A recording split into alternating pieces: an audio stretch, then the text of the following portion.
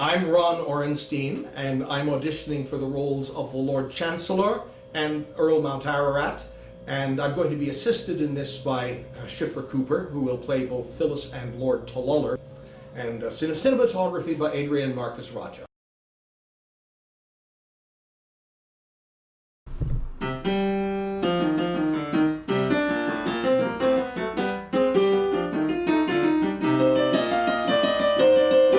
Love, unrequited, robs me of my rest. Love, hopeless love, my ardent soul encumbers. Love, nightmare-like, lies heavy on me chest, and weaves itself into my midnight slumbers.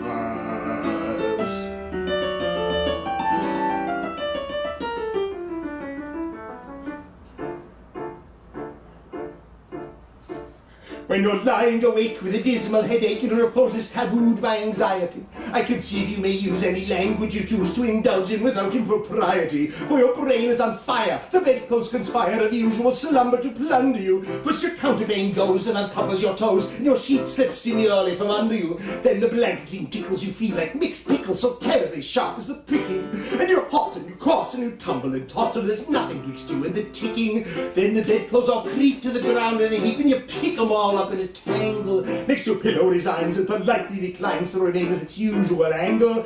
When you get some repose in the form of a doze with hot eyeballs and head ever aching, but your slumbering teems to such horrible dreams that you'd very much better be waking.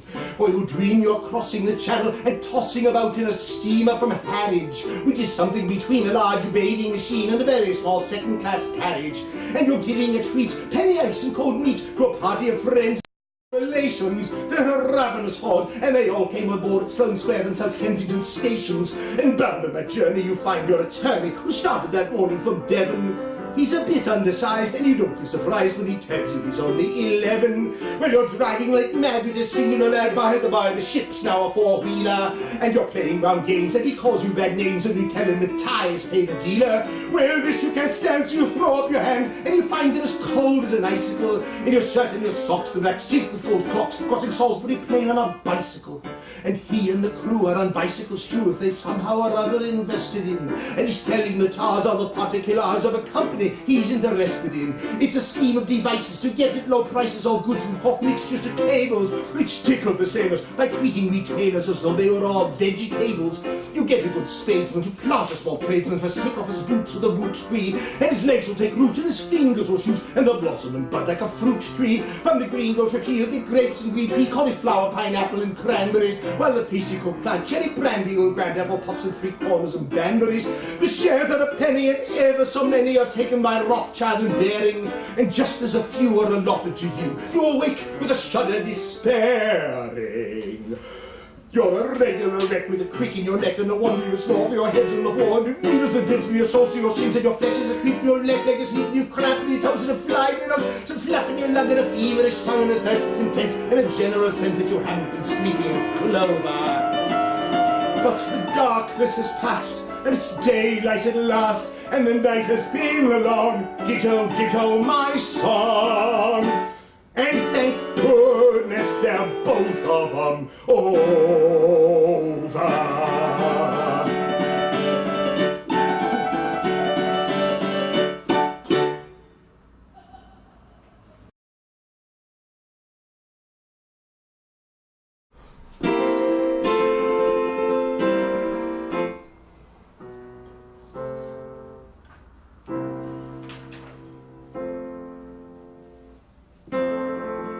It may not be, for so the fates decide. Learn thou that Phyllis is my promised bride.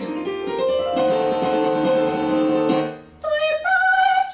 No, no. It shall be so. Those who would separate us, woe betide. By doom thy lips have spoken, I plead in vain.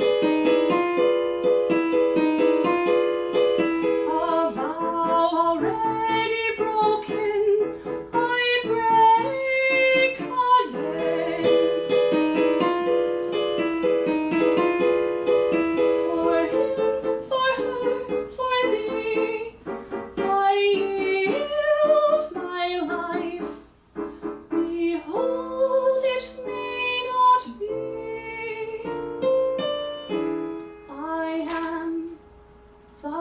wife.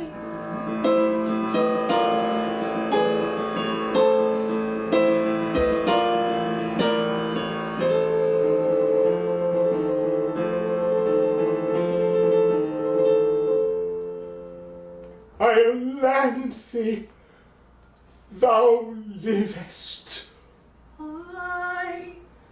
I live, now let me die. And now, my lords, to the business of the day. By all means. Phyllis, who is a ward of court, has so powerfully affected your lordships that you have appealed to me in a body to award her to whichever one of you she may think proper to select.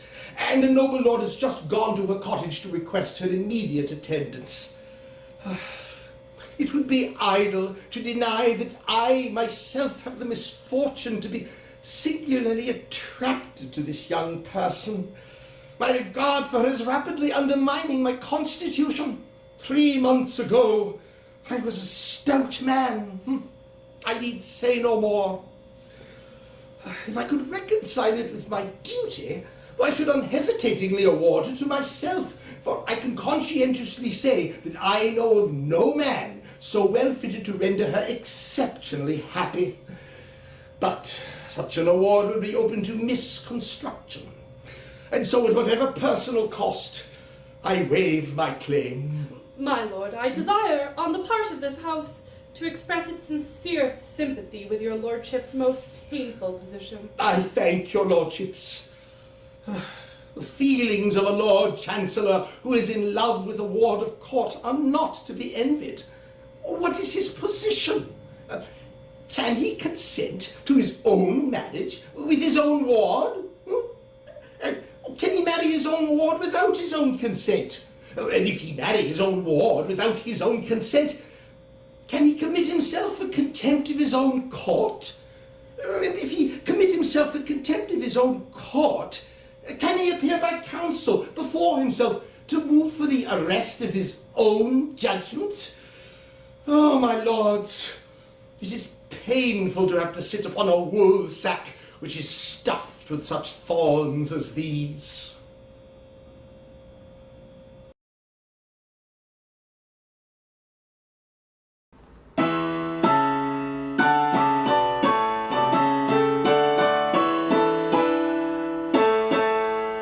When Britain really ruled the waves, in good Queen Bess's time, the House of Peers made no pretence to intellectual eminence or scholarship sublime. Yet Britain set the world ablaze in good Queen Bess's glorious days. Yes, Britain set the world ablaze in good Queen Bess's glorious days.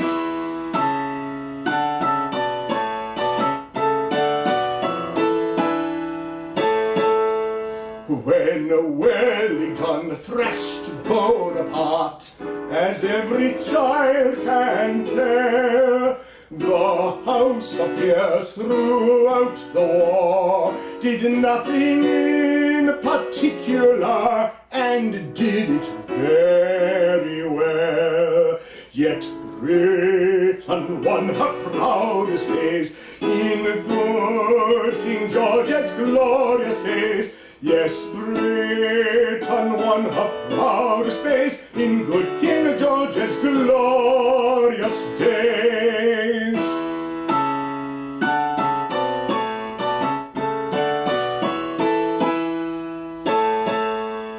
And while the House of Peers withholds its legislative hand, and noble statesmen do not itch to interfere in matters which they do not understand, as bright will shine Great Britain's rays as in King George's glorious days, as bright will shine great Britain's rays as in King George's glorious days. As in King George's glorious days.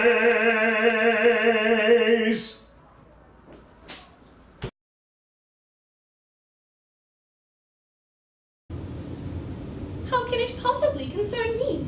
You are both earls, and you are both rich, and you are both plain. So we are, at least I am. And so am I. No, no. I am indeed very plain. Well, well, perhaps you are. There's really nothing to choose between you. If one of you were to forgo his title and distribute his estates among his Irish tenantry, why then I should see a reason for accepting the other.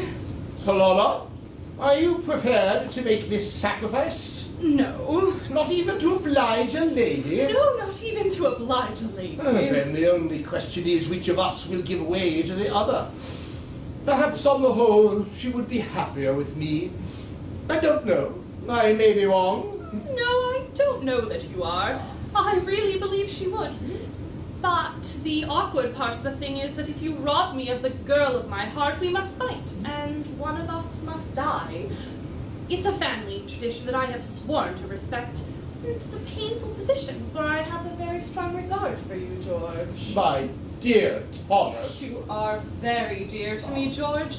We were boys together. At least, I was. If I were to survive you, my existence would be hopelessly embittered. But then you must not do it. I say it again and again, my dear Thomas. If it will have this effect upon you, you must not do it. No, no. If one of us is to destroy the other, let it be me. No. Yes, yes. By our boyish friendship, I implore you. Well, be it so. But no, I cannot consent to an act which would crush you with unavailing remorse. But it would not do so. Though I should be very sad at first, who would not be? But it would wear off. I like you very much, but not perhaps as much as you like me. Oh, George, you're a noble fellow. But that telltale tear betrays you. No, George, you are very fond of me, and I cannot consent to give you a week's uneasiness on my account. But my dear Thomas, it would not last a week. Remember, you lead the House of Lords. On your demise, I should take your place. Oh, Thomas, it would not last a day.